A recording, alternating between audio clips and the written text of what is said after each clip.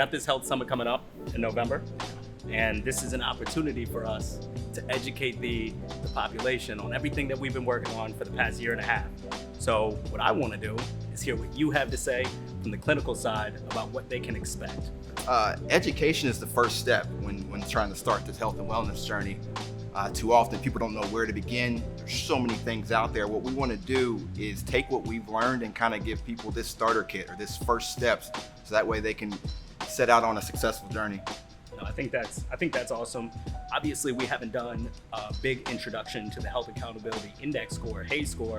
You being the co-architect of it, can you tell people just a little bit about what that is? Yeah, definitely. So think of it as your health credit score. So everyone knows their FICO score. They don't even know why they know it. They were just told that it was important. We want to bring that same concept to your health and wellness.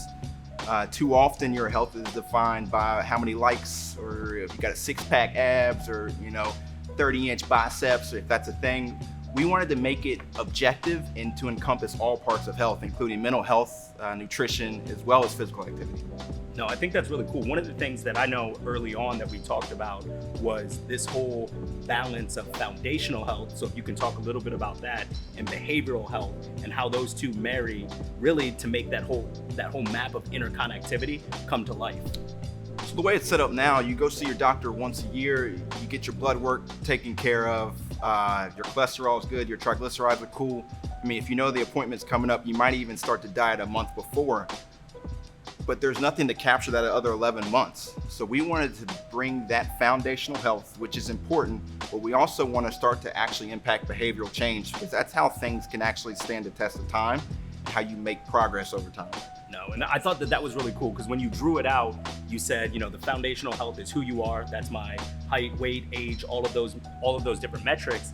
And then it's what you do, it's how you eat, it's how you sleep, it's all of these activity-based things that kind of fuel back to that foundational health. So minimal change on this side over time, and then maximum change. You can make an impact and start to see that wheel go around and watch your progression go up, which I've always been very evangelical about since you introduced that and said, hey Darren, I think we can change total health. So I always thought that was cool. What makes the activity score different? What makes it important? So the physical activity score just looks at that piece of the pie, so just your physical activity. And there's a lot of different variables that we look in that, as far as the duration, the intensity, so how many calories you're burning, and a variety of different activities. So you're going to be able to see more change in your physical activity score. So that's where, if you want to have a competition with your friends or family, that's where you're going to see a little bit more motion, whereas the HAES score is like it's a better representation of your overall health. Yeah.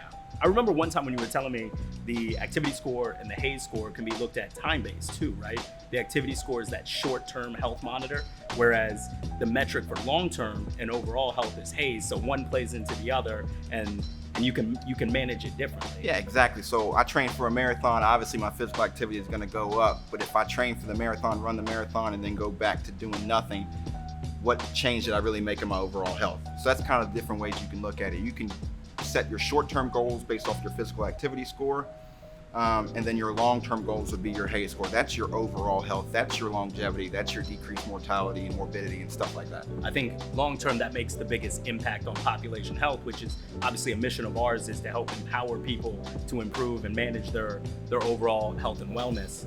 I'm gonna put you on the spot a little bit. I'm gonna ask you, so we've got the Health Summit coming up on November 16th.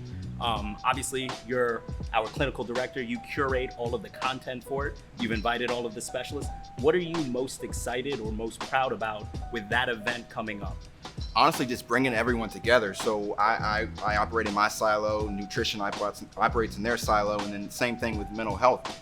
It's not often enough that we all come together. We all learn that it's connected, but we kind of operate in our own individual things. So to bring everyone together, to get excited about the interconnectivity of it, it's really huge. And I think it'll help people, because too often someone will go all the way in on physical activity, Yep, absolutely, but they don't do anything about their nutrition, or they start to suffer from burnout. Or the vice versa, someone will go vegan, but then doesn't understand why they can't run as far as they used to. It's important for you to understand all three pillars, and that I think we're the first people to actually bring this together on a platform like this. big task, big ambition. So if you could tell somebody one thing that either makes team great, makes it different, makes it impactful? From the clinical side, what would you want them to know about the TMap? I mean, it's an objective measurement of your overall health.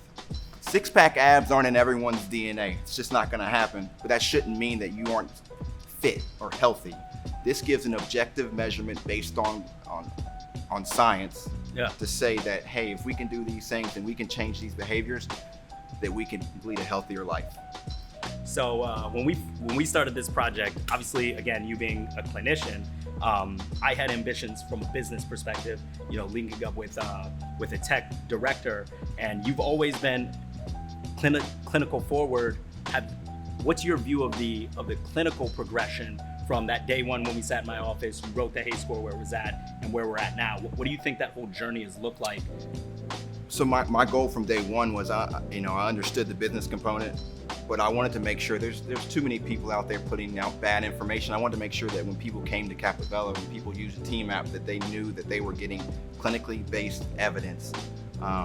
What we've been able to do with our partnership with mental health and nutrition is honestly bigger than I could have imagined. We've created, it's not a physical activity app, it's a lifestyle, it's a total health platform for people to really be able to make impactful change on their lives.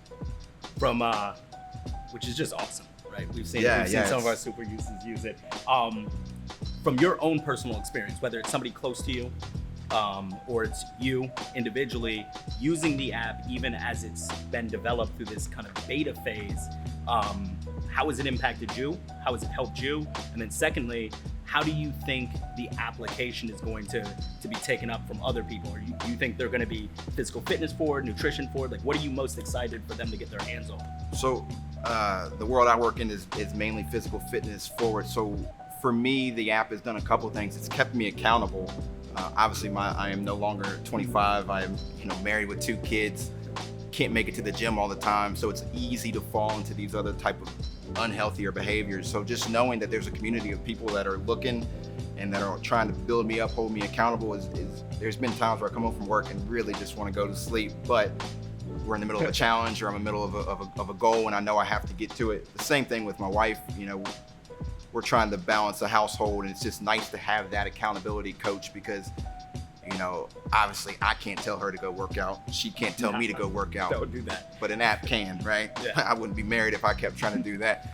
I think looking at the mental health and nutrition piece is what's going to be so huge. Physical fitness it's out there. Everyone either thinks they know a professional or a guru or think they are a guru. So to be able to bring those other components together and understand what it means to manage burnout, understand what it means to lead a more mindful life and attack that with your nutrition, your physical activity, I think is going to give people a better understanding. It's going to increase engagement and kind of empower them to really make real change.